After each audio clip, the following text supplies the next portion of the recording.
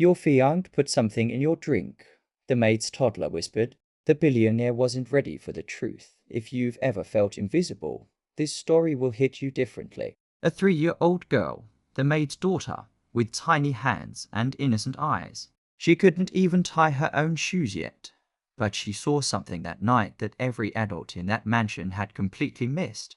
The chandeliers glowed warmly overhead. Champagne flowed freely. Damian Harrington was celebrating his engagement to the most beautiful woman in the room, Cassandra Vale. Everyone was smiling. Everyone was clapping. Everything looked perfect. But just before Damian lifted his glass to his lips, a tiny voice tugged at his sleeve. Mister. He looked down. Those wide, serious toddler eyes stared straight up at him without blinking. Your fiancé put something in your drink. The entire room seemed to stop breathing. And what Damian discovered next changed absolutely everything. Hey, beautiful people. Welcome back. If you're new here, I'm so glad you found this channel. Drop a comment right now and tell me where in the world you're watching from tonight. I love seeing all your locations come in. And if stories like this move you, hit that subscribe button, because we share emotional stories every single week that will stay with you long after the video ends. Now, stay with me until the very last second of this story, because the final twist, I promise you, you will not see it coming. Let's get into it. Everything about that evening looked like a fairy tale. But fairy tales have always hidden something dark underneath. The Harrington estate sat on the edge of the city like a crown jewel, with its private lake and grand ballroom whose floors were so polished you could see your reflection in them. Damian Harrington had built his empire from the ground up through tech, real estate, and investments. He was sharp, private, and fiercely self-made. But that night, for the first time in years, he had allowed himself to feel something softer. The ballroom was filled with guests. Investors, celebrities, old family friends, and socialites in gowns that cost more than most people's monthly salaries. Crystal glasses clinked. A jazz quartet played softly in the corner. The scent of white roses drifted through the air. Damian stood near the grand staircase in a perfectly tailored black suit, a calm but genuine smile on his face. He wasn't a man who smiled easily. People who knew him well noticed it immediately. He looked happy, truly happy. And the reason for that happiness had her arm looped through his. Cassandra Vale, stunning in a deep emerald gown. Dark hair swept elegantly off her shoulders. She laughed at exactly the right moments, touched his arm at exactly the right moments, and looked at him with those amber eyes like he was the only man in the room. Damian had met her some time ago at a charity gala. She was warm, intelligent, and charming. And for a man as guarded as he was, she had somehow slipped past every wall he had ever built. Quietly, effortlessly, like she had always belonged there. He had proposed to her not long before. She said yes before he had even finished the sentence. Tonight was the celebration. But was any of it real? At the far edge of the ballroom, past the catering tables and floral arrangements, near a side door that guests rarely noticed, stood a woman named Clara. Dark circles shadowed her eyes. Her uniform was crisp and clean because she always made sure it was, no matter how tired she felt. Clara had worked at the Harrington estate for years. She was quiet, diligent, and invisible in the way that only the truly overlooked can be. Pressed against her leg, half hidden behind the folds of her apron, was her 3-year-old daughter, Lily. Big brown eyes that seemed to take in everything at once. She wore a tiny yellow dress with a small white bow that Clara had ironed twice that morning. Lily wasn't supposed to be there. Starved children weren't permitted at events, but Clara's babysitter had cancelled at the last moment, and there was no one else. So Lily was there, tucked close to her mother, watching. Children that age don't understand wealth. They don't see status or power. They only see what's real. And Lily's eyes that night were seeing something that nobody else was bothering to look at. She watched the beautiful lady in the green dress, the one everyone kept photographing, the one who laughed and sparkled, slip away from the crowd for a moment. Lily watched her walk to the drinks table when the attendant stepped away. Lily watched her reach into a small clutch purse. Lily watched her uncap something small and dark. And Lily watched her tip it quickly, quietly, into a single crystal glass. Then the beautiful lady smiled, picked up that same glass, and carried it back across the ballroom floor, straight toward Damien. What would you do if you were 3 years old and you saw something like that? Would you even know it was wrong? Lily didn't have words for what she felt. She just felt it. Somewhere in that small chest of hers, something tightened. She looked up at her mother. Clara was busy reorganizing a tray of appetizers, eyes down, completely unaware. Lily looked back across the room. The beautiful lady was handing the glass to the tall man in the black suit. He was smiling. He was about to drink, and Lily's tiny feet started moving before her mind had even caught up with them. Nobody notices a toddler at a billionaire's party until the toddler does something nobody expects. Lily crossed the ballroom floor alone. She weaved between guests, barely reaching their elbows. No one looked down. No one moved out of her way. She was invisible, just another shadow in a room full of glittering, self-important people. But she kept walking, past the tall woman in the red gown who was laughing too loudly, past the two men arguing quietly about stock margins, past the waitstaff carrying trays of food that smelled warm and rich. She kept her eyes fixed on the man in the black suit. Damien was just raising the crystal glass toward his lips when someone nearby proposed a toast and the crowd shifted closer. In that moment, he felt something, a small tug. Just two tiny fingers curled around the fabric of his jacket sleeve. He paused. He looked down. There was a little girl standing beside him. Enormous brown eyes stared straight up at him. That little yellow dress, those small hands, a look on her face that was impossibly serious for someone her age. Damien blinked, caught completely off guard. For a moment, he forgot about the toast. "Hello," he said, almost amused. "Where did you come from?" Lily didn't answer that. She just kept looking at him with those steady, unblinking eyes. Then she leaned in just slightly, like she had something very important and very private to say, and she whispered it. "Mister, your fiancé put something in your drink." The words were small and quiet, barely audible above the music and the crowd noise. But Damien heard every single one of them. The glass stayed frozen halfway to his mouth. His eyes moved involuntarily to Cassandra, who was standing just a few feet away, laughing at something a guest had said, completely at ease, completely radiant. Then back down to the little girl. "What did you say?" he asked, his voice careful and low. Lily held his gaze without flinching. "She put something in it, from a little bottle. I saw." Damien's jaw tightened almost imperceptibly. A man who had spent years in cutthroat boardrooms knew how to keep his face still. He kept it still now. He set the glass down slowly on the tray of a passing waiter. Then he crouched down to Lily's eye level, something that clearly surprised her because her eyes went a little wider, and he said quietly, "What's your name?" "Lily." "Lily," he repeated carefully. "Do you know what you saw? Can you show me?" She nodded once, very solemnly. And that single nod from a 3-year-old girl quietly shattered the entire foundation of Damien Harrington's carefully constructed happiness. Have you ever had a moment where one small thing, one tiny detail, made you question everything you thought you knew? Clara appeared out of nowhere, breathless and horrified, her face drained of color. She had looked away for barely a minute, and Lily had crossed the entire ballroom. "Oh, my God, Lily." She scooped her daughter up instantly, pressing her close. "I am so sorry, Mr. Harrington. I am so sorry. She knows she's not supposed to." "I'll take her right away." "Stop." Damien's voice was quiet but absolute. Clara froze. He stood up slowly and looked at her. His expression was unreadable, but there was something flickering behind his eyes, something Clara had never seen on his face in all her years working for him. It looked like barely controlled fear. "Did Lily say anything to you tonight before she came over here?" Clara shook her head, confused and frightened. "No, she's been with me all evening." "She hasn't. Why?" "What did she say?" "Did she bother you?" "Please, Mr. Harrington, I am so sorry. She didn't bother me."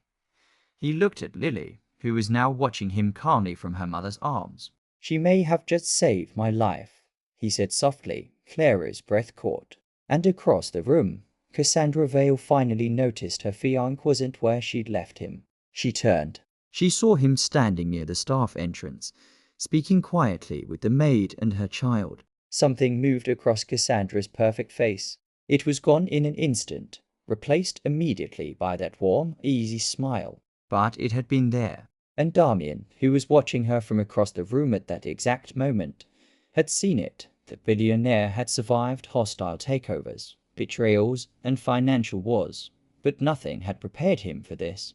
Damien made a decision in the next minute that would define the rest of his life. He didn't make a scene. He didn't confront Cassandra in the middle of his own engagement party with hundreds of witnesses watching. He was not that kind of man. Instead, he smiled, the way he always smiled in boardrooms when someone was lying to him, and he returned to his guests.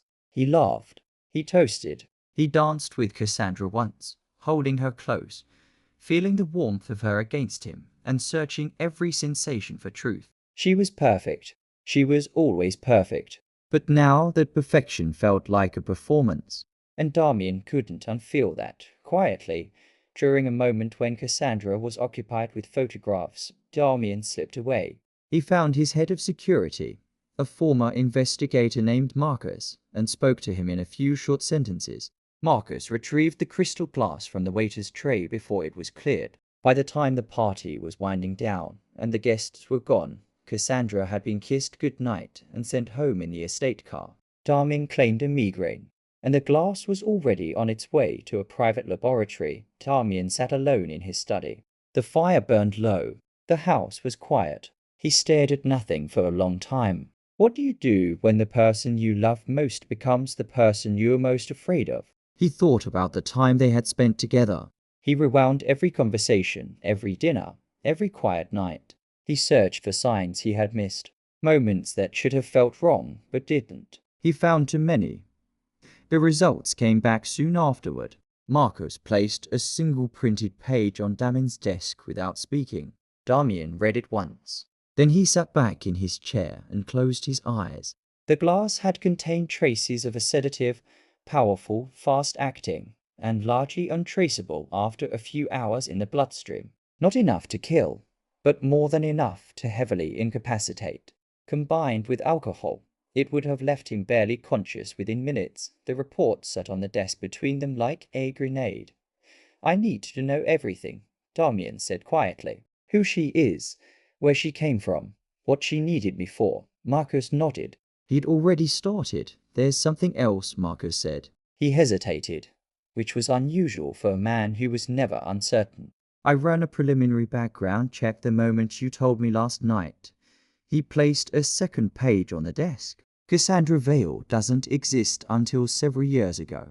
No birth records that match. No education or history before a certain point. The biography she gave you, her childhood, her parents, her degree, all of it fabricated. The fire crackled in the silence. So who is she? Damien asked. We're working on it. Marcus paused again.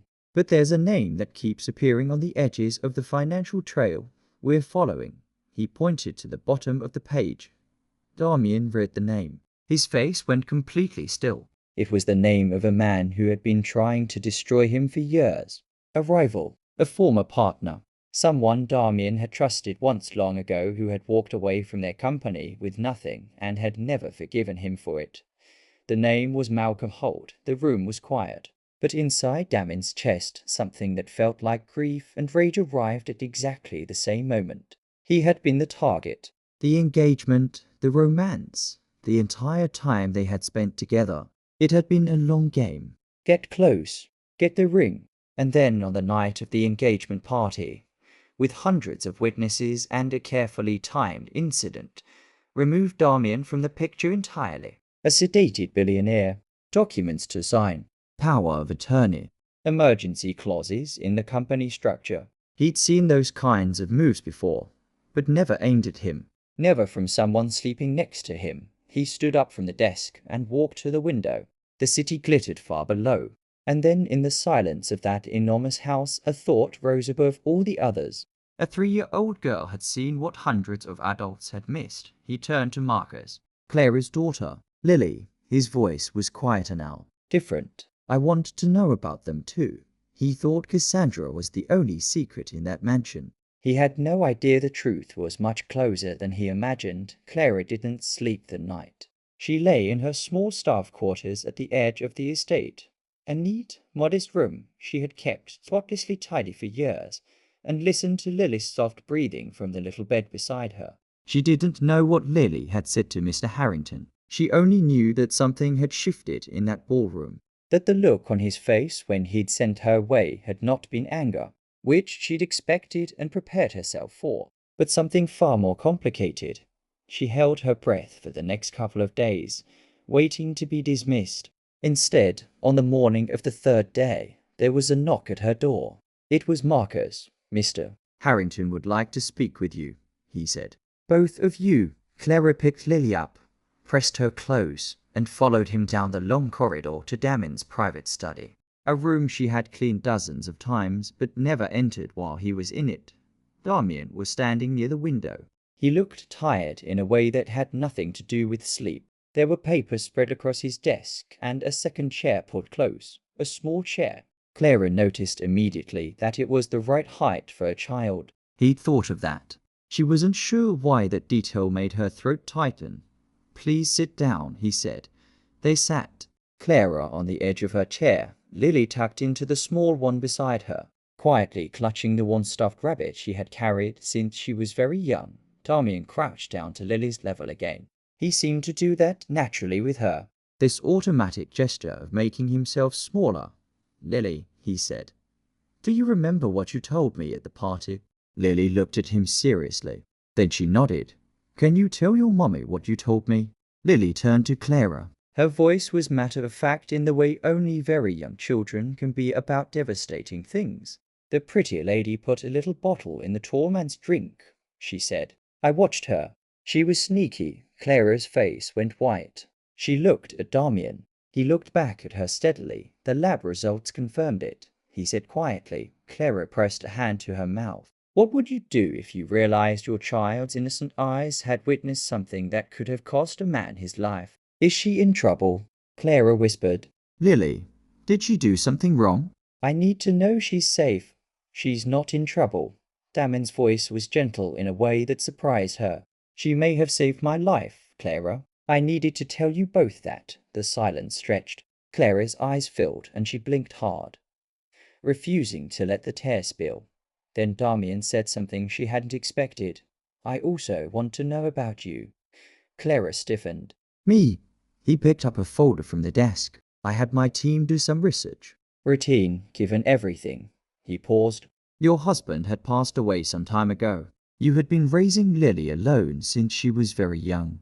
"You work long hours. You've turned down every offered day off for quite some time." He set the folder down. "Why?" Clara was quiet for a long moment. When she spoke, her voice was steady, but only just. "Lily needs a specialist," she said. "A hearing specialist." Her left ear. She lost most of the hearing on that side after an infection when she was very young. "There's a procedure." She stopped. "Start it again." "There's a procedure that could help her significantly, but it costs more than I'll earn in years." Damien looked at Lily. Lily was looking back at him with those enormous, serious eyes, completely unconcerned. The way children are when they don't yet understand the weight of what the adults around them are carrying. He thought about the fact that this child with compromised hearing had somehow caught the quiet, careful sound of a small bottle being opened and liquid being poured. He thought about the fact that she had crossed a crowded ballroom alone. He thought about the fact that she had looked up at a stranger and told him the truth without flinching. She heard it. He said quietly, almost to himself. "Even with one ear." She heard it. Clara nodded, a tear finally escaping. "She doesn't miss much." "No," Damien said softly. "She doesn't." He looked at the little girl for a long moment, and something in his chest, something that had been locked behind boardrooms and billion-dollar decisions and months of practiced betrayal, quietly cracked open. A house built on lies doesn't collapse slowly. It falls all at one start. It took his team some time to unravel the full truth of who Cassandra Vale really was. Her real name was Elena Vaz. Born in a small town in Ohio, she'd grown up poor, brilliant, and deeply angry about both. She'd crossed paths with Malcolm Holt, Damien's enemy, several years ago when she was working as a low-level financial analyst, and he was already building his network of influence. Holt had seen something in her immediately. Beauty, intelligence, and a burning need to prove herself. He'd groomed her slowly, teaching her, shaping her, funding her transformation into Cassandra Vale, a carefully constructed persona built for a single purpose: get close to Damien Harrington, destroy him. The sedative that night was the beginning, not the end. The plan, once Damien was incapacitated, was for Elena to access his private server using a device she'd hidden in the estate. Company files, private communications, enough to stage a hostile acquisition that Holt had been engineering for years. The engagement, the ring, the romance had all been architecture. When Marcus laid out the full picture, Damien sat with it for a long time. He didn't rage. He didn't break anything. He just sat very still in his chair and processed the specific surgical quality of how completely he had been deceived. Have you ever trusted someone so deeply that the betrayal didn't feel like anger? It felt like grief that evening. He picked up the phone and called the woman he still knew as Cassandra. "I've been thinking about us," he said. His voice was warm and steady. Months of watching her perform had taught him exactly how to mirror it. She relaxed on the other end of the line. He could hear it. "I want to meet," he said. Tomorrow. "The estate," she agreed immediately. Of course she did. What she didn't know was that Marcus had already coordinated with law enforcement. What she didn't know was that the device she'd hidden in the East Wing had already been found and catalogued. What she didn't know was that Malcolm Holt's financial network had been quietly flagged by multiple regulatory bodies.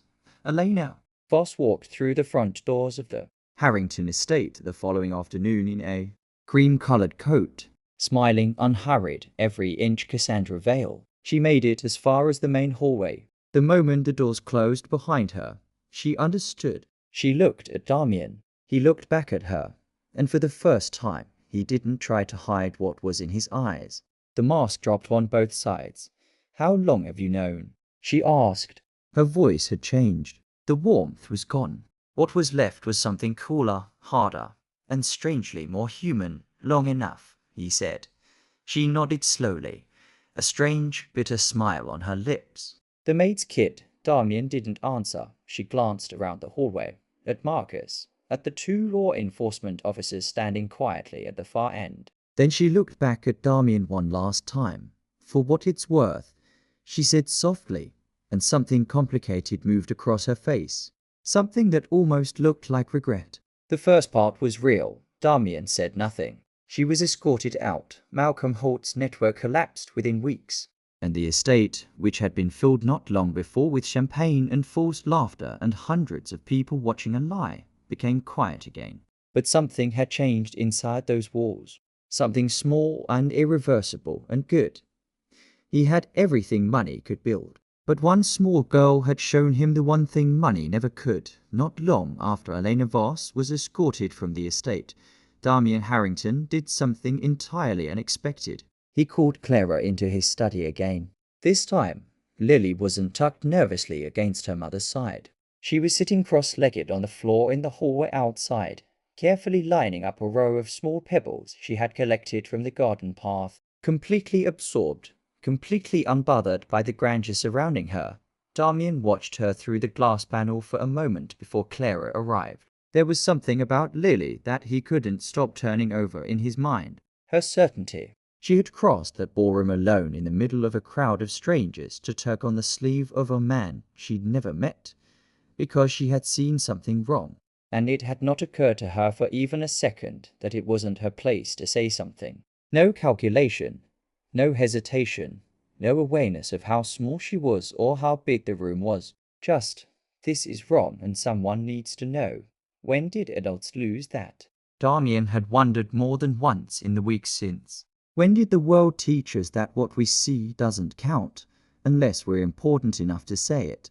Clara came in and sat down already braced. Damien could see it in the careful way she held herself, the polite practiced blankness she wore like armor. Years of being overlooked had taught her not to expect much. He slid an envelope across the desk. She looked at it, didn't pick it up. What is this? She asked carefully.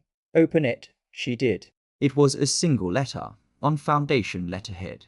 Short, clear, official. It confirmed that the foundation would be fully funding Lily's hearing procedure, including all PI operative consultations, the surgery itself, and post-operative care at the specialist center in Boston that Clara had apparently researched thoroughly and printed information about and tucked into the back of a folder she kept under her bed. His team had found the folder. Clara read the letter once, then she read it again. Her hand started shaking, very slightly, but enough. You don't have to, she started.